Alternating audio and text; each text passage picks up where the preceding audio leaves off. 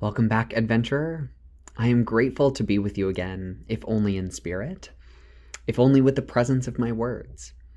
I think that this ability is really beyond words, one of the everyday miracles that we take for granted against the backdrop of our otherwise frantic pace. We are surrounded by opportunities for connection and healing that we often pass up. And that's okay. We're doing our best, and there's no shame in that. What we feel deep down is true. It is hard to swim across the river. It's easier to wear a hat. Never mind that many of the rivers we so furiously try to swim across won't actually take us where we need to go or give us what we need. But recognizing this is hard. It takes patience. It takes overcoming our pride. This is difficult work. But you're here right now, joining me, and I just want to express gratitude for it. There are so many things that can get in the way of us getting the things that we need. Countless things. And it is damn near impossible to see through them all when we are moving through our lives, taking action after action with no time for rest. But then, many of us take time for rest, and things can get momentarily worse, not better. This was my experience with meditation, and I think it's actually quite common. When you have not been mindful in your day-to-day life, that is, when your primary coping mechanism has been to just keep going, to numb out the difficulties that naturally come up in a day, in one's life, to stubbornly avoid feeling those things that we know may cause us pain, then when you finally try to hold some space for more honesty, for more of yourself to show up just as it is, it can feel completely overwhelming. Like a dam breaking. Thought after thought, judgment after judgment. This really doesn't make us want to come back to the practice. We're taking up meditation to have more peace or perspective, but instead we sometimes seem to find the opposite. If this has been your experience, exactly or even partly, I want to offer my usual reminder that it is okay. There is no getting this wrong. Your experience is normal, and even if it was not normal, your experience is always legitimate. You cannot possibly have a wrong experience. And these difficulties, these roadblocks, are coping mechanisms. Maybe not the coping mechanisms we'd like, maybe coping mechanisms we are trying to skillfully outgrow, but they are how our body has trained itself to react in the moment, to do what it believes is needed to keep us safe. So be gentle to yourself. You are more likely to find a way through or around any difficulty by treating yourself with kindness than by increasing forcefulness. Maybe you're trying to meditate every day, and this could serve as an indication that maybe every other day, or twice a week, or even once a week or less would be more beneficial. Can you accept the fact that you are trying something difficult and new? That this will take time? Time spent in meditation, yes, but also perhaps time in loving self-support, or time to give yourself permission to walk away until you're ready again. No one can decide when is the right time to return to the Garden of Donuts but you, and that is okay. We are building our powers of concentration, which takes some investment and dedication. Again, this investment and dedication looks a lot different than what we usually think when we imagine trying to double down or complete a deadline or force ourselves through a difficult obstacle. But we are flexing muscles that have maybe never been flexed before. This is our first time running with a regular old dog body. We are working to let go over and over and over again, with kindness and without frustration, or more aptly for many of us at the beginning, with full acceptance of the frustration that arises. I don't mean to dispirit you. I believe that you are capable of overcoming these obstacles to find more peace and self-acceptance. This just isn't going to happen overnight. And in fact, it's more likely to happen more slowly the more you hold yourself to unreasonable expectations. Just continue to commit to the practice on the timetable that is best and gentlest for you. setting the intention of relaxing and opening to whatever comes up, remaining curious wherever possible, and let the rest go. Trust the process, trust yourself. I believe in you. Okay, let's give it a try.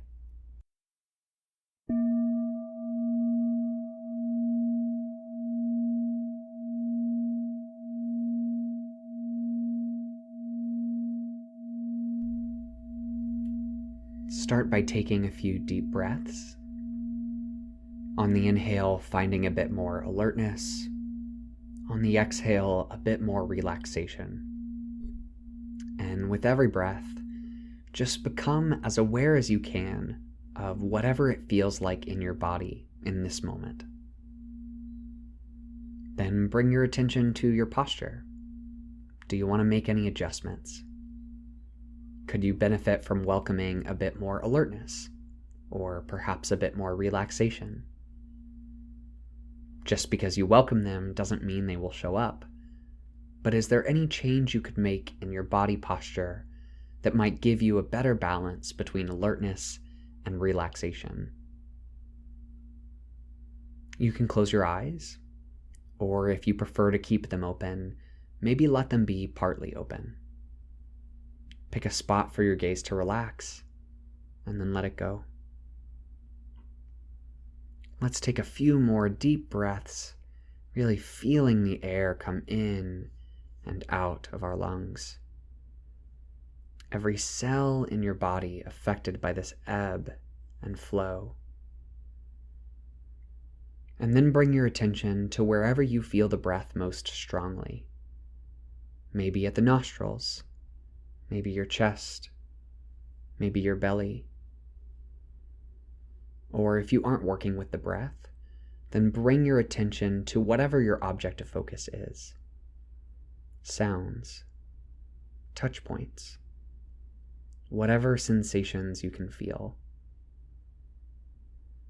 And once your attention has settled on your object of focus, once you have brought the sensation into the center of your attention, you're feeling the sensation as much or as little as you think you'll be able to right now, then just let your attention relax here. This is where you will bring your attention back whenever you notice that it has drifted somewhere else. You won't be angry or judgmental or frustrated with yourself. You will just let go of whatever pulled your mind away, and you can return to rest here. This is your home. You're just hanging out in the space of this sensation.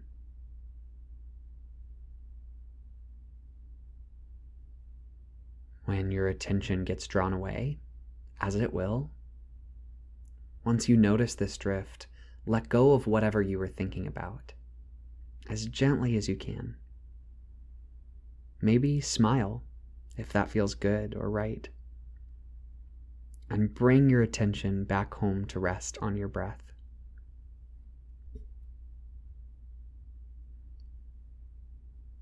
It doesn't matter if you have to do this 70 times or 700 times. Each moment you notice your mind has wandered is another moment to flex your letting go muscle, to make your concentration stronger by meeting yourself with more gentleness. You haven't done anything wrong. You haven't failed when your mind has gone elsewhere. In fact, when you notice that it's wandered, you have a real opportunity to reinforce a new, positive connection. This is a magic moment, beginning again as many times as you need, each more gently and with more kindness than the last.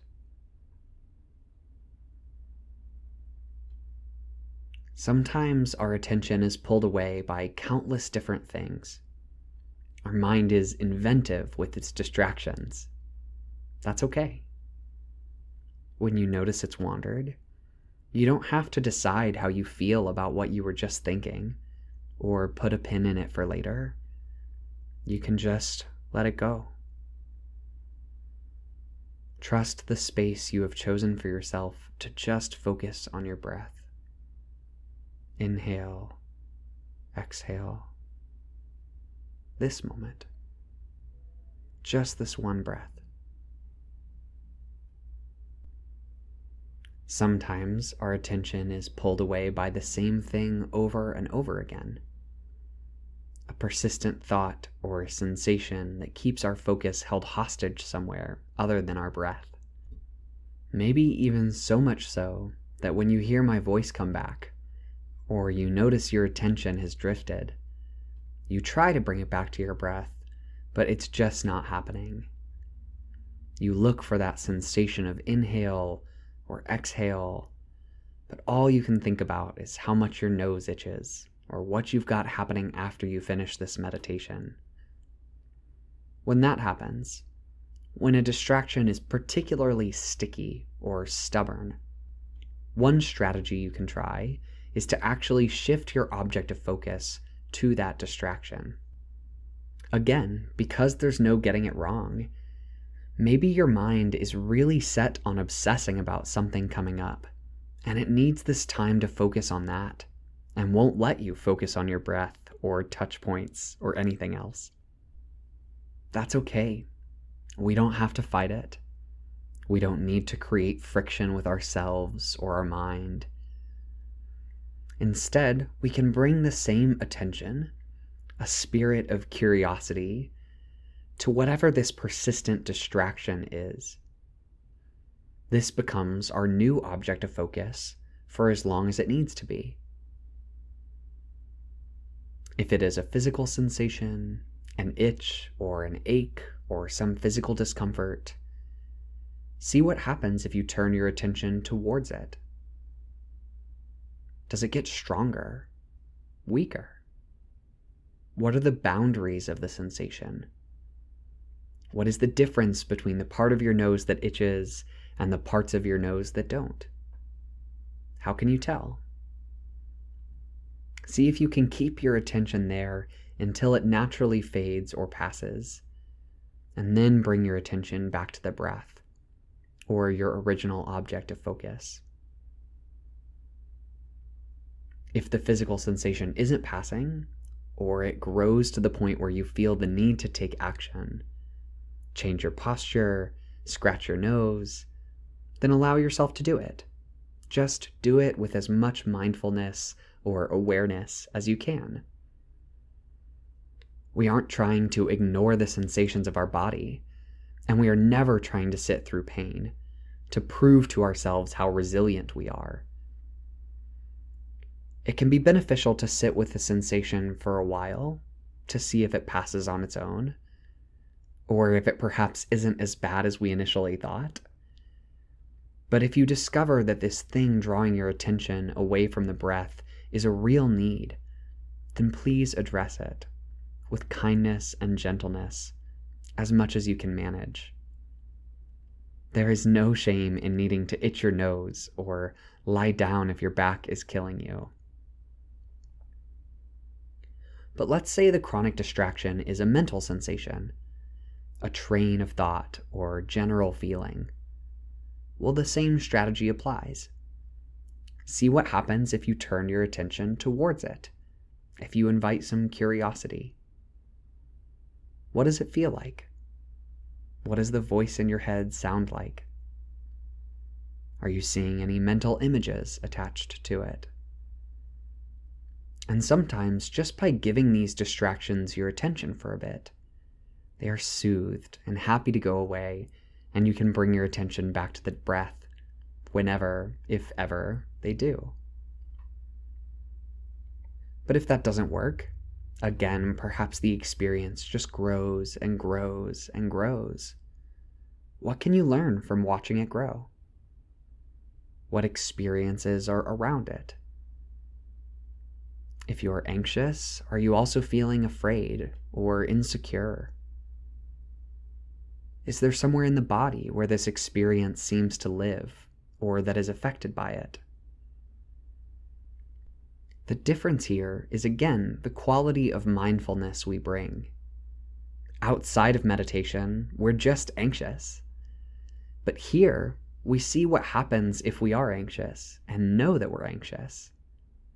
We feel our experiences rather than being our experiences. Maybe all of this is too much, physical or mental. You have to shut this off for now and walk away. That's okay too. The whole experience can be made richer and feel safer when you remind yourself that you have the choice to be here. You can listen to what your body tells you, and you can trust it. Often we find that we are capable of being present for more than we thought we could, especially when we treat ourselves with kindness and view the experience with curiosity. But sometimes we discover that it's too much for us right now, and it's important not to judge ourselves for that either. Take a couple more deep breaths, maybe wiggle your fingers or toes, or bring a smile to your face.